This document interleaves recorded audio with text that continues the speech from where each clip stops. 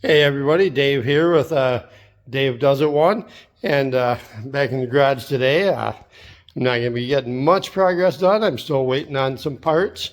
I'm going to go ahead and flip you around here quick and just kind of show you what's going on. And yeah, I think I'm going to try and flip you around first. I'm going to try and get somewhat of an alignment in that front end. But yeah, I'm still waiting for the proper rear main seal. I don't want to do much cutting and grinding in here while I got the engine sitting open here. But I will have to, move all these parts, pop off the tie rod ends, and make sure my steering rack is centered, and just kind of eyeball these things straight, or maybe a little bit pointed. I gotta think about this, which way I want to do it, because when it comes down, it's going to push them out on the back, because this thing is going to bump steer super bad. But yeah, I'm just going to somewhat align it.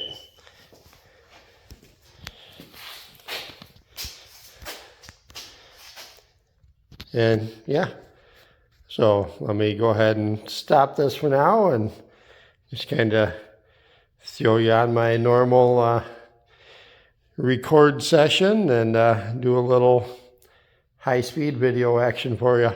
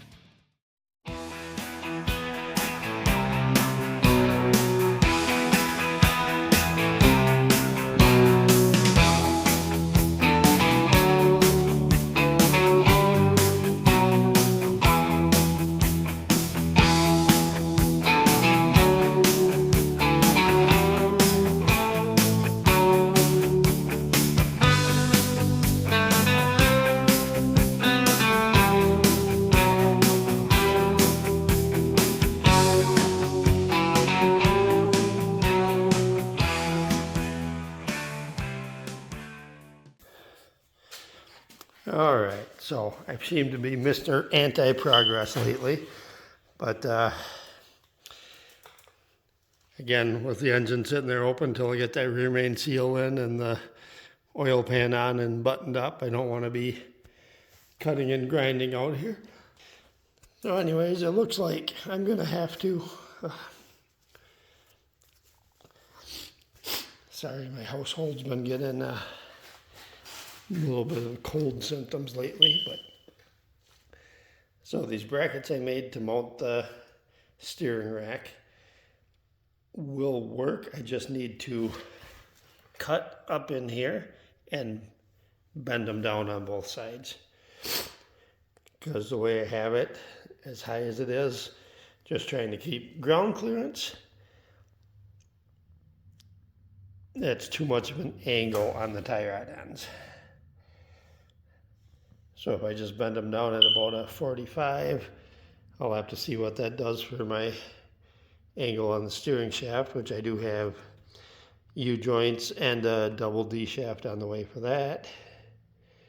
I do have motor mount set up. Kind of hard to see. Oh, I took the motor mounts off of there, but one of them was only held on with one bolt, and it was almost ripped in half. So anyways, I bought some $30 China specials, you know, with the urethane mounts, the tubular style. So they'll go in here somewhere, but I need to get the steering rack in position first. And like I said, I can't do that until, well, I don't want to do that until I get the engine sealed back up, because I don't want anything getting in there. And again, just so everybody knows, do not do what I'm doing. I am just trying to get this thing pieced together for a burnout contest. This thing will never see the road as is. You know, it definitely needs different steering before it goes on the road. I'll probably end up switching, you know, because that rear end is from Frank, that you can kind of see peeking out in the background. So that rear end will come out. This one will go in. This is an IRS from a Range Rover. The front may or may not come out. Let me show you the front end that was originally supposed to go in here.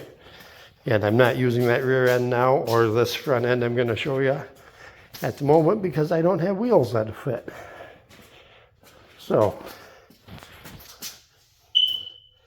it's kind of hard to see down there, but you know, I got full wishbone springs, mechanical drum brakes, so 5 on 8-inch bolt pattern, so mid to late 30s Ford. Everything works. The mechanical brakes work. You can spin the drums and activate the brakes and they'll stop. Everything pivots good, so it's a good front axle.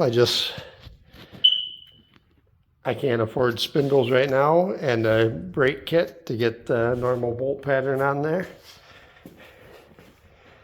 And the other rear end is Chevy bolt pattern, kind of. It's the 5 on 120, which the 5 3/4, which is on the front here, or 5 on 4 3/4, which are on the front, would probably fit, but these are 14-inch rotors, so I need at least 18-inch wheels to get this in there.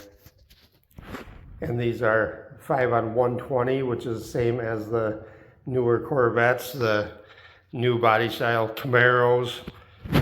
You know, they're 5 on 120 with a 14 mil by, I believe it's 1.5 thread pattern on the lug nuts, where the older Chevys are 5 on 4 3/4 with a 7/16 20. And my S10 is 5 on 4 3/4 with a 12 by 1 1/4 thread pattern, I believe. So everything's just a little different. So anyhow, I need to figure out what I'm going to do, go find some dinner, and yeah, hopefully some parts show up tomorrow, and we'll make things happen as soon as that rear main seal shows up. All right, see you everyone. Okay, and I forgot I did get a couple parts in, something from Eckler's here and something from Amazon. The Amazon box should be front shocks for my S10.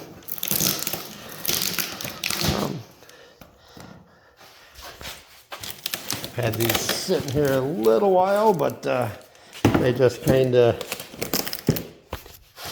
need to wait. I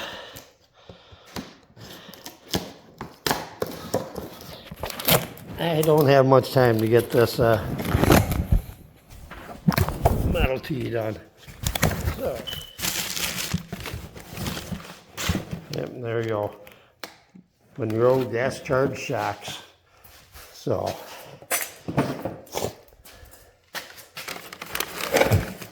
when I'm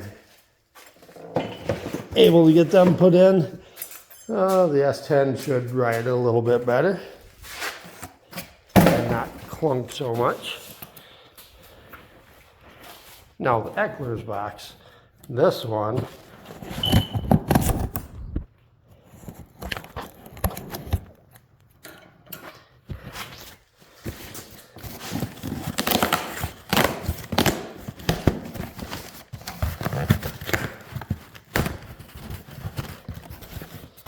and I should have put you back on the tripod.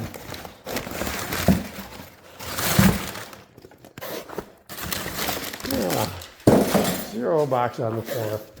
And this thing is going to go back in this area somewhere.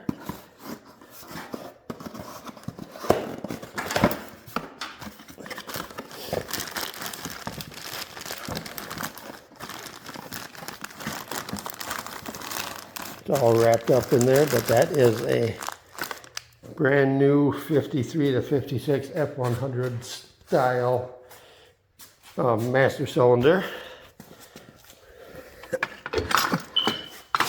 Same as this guy here. So I'll use the brake switch and the three-way valve off of this guy.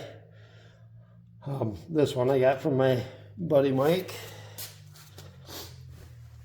And I went to look for a rebuild kit because I believe the cylinder is frozen, this one.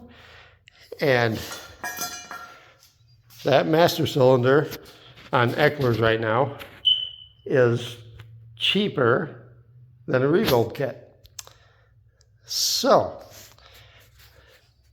gotta go with the cheaper option, and that's a little less work. So it should be just bolt it in and go when I figure out the bracket assemblies. You know, I gotta get a mechanical clutch pedal in there as well. So I'm not sure which brake pedal here I'm gonna use, but we'll get that figured out. All right, take care, y'all.